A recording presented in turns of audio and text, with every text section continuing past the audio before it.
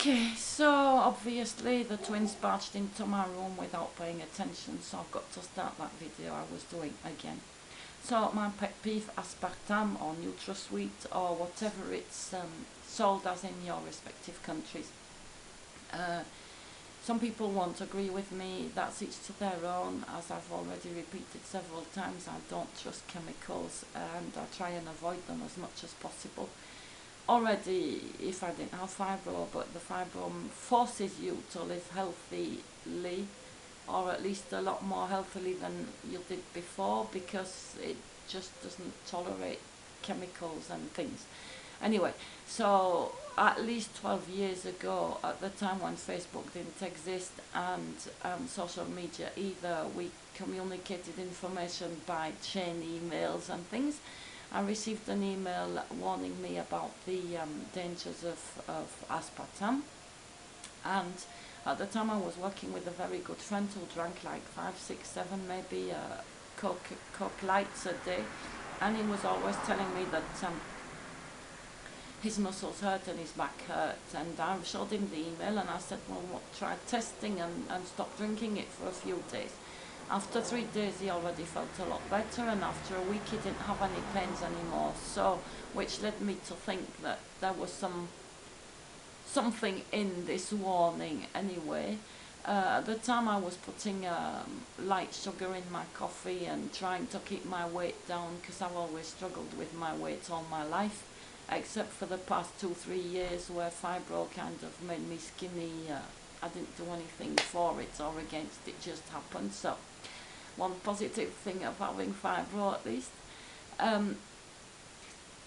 I would advise you not to drink loads and loads of soda, these zero and light things and all that, because aspartame really enhances or piles on the pain with the fibro.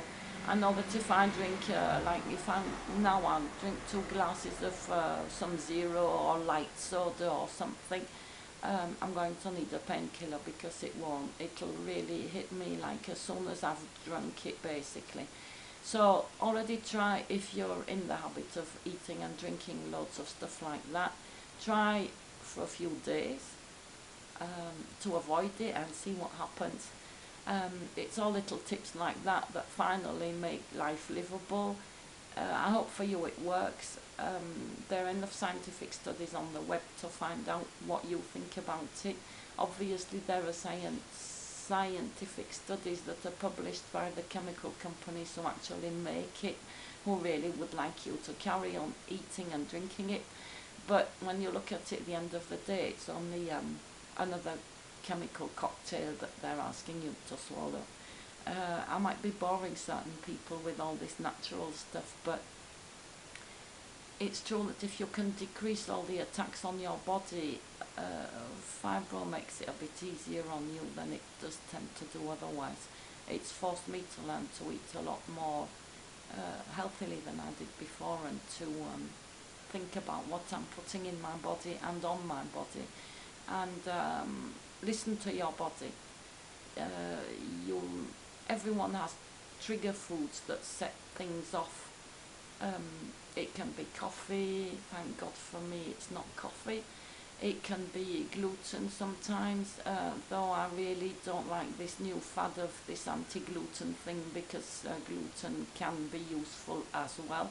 I was tested for celiac disease and I don't have it, so because it does give quite a few similar symptoms as fibro. Get tested if you have a doubt, or just do a month without gluten and find out if it makes a difference. If not, well, why bother? But everyone has trigger foods that set things off. People who have chronic migraine know that certain things, there's triggers for everything. There's triggers for fibro too, and food and drink are an important part of what can set you off or calm it down. So I'm keeping them short. See you later.